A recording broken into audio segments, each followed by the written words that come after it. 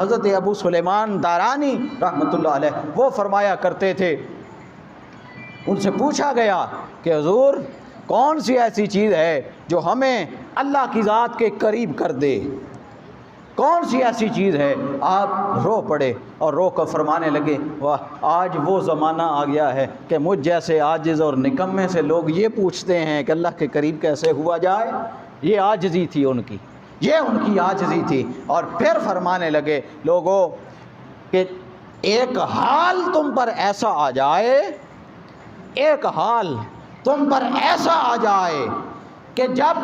اللہ رب العزت کی ذات تمہارے دل کی طرف دیکھے تو اس دل میں اسے اپنے سوا کوئی شے نظر نہ آئے، سمجھ لو اللہ کی ذات نے بھی قرب عطا کر دیا۔ جب وہ تمہارے دل کی طرف جھانکے اور تمہارے دل میں اس کے علاوہ کوئی شے موجود نہ ہو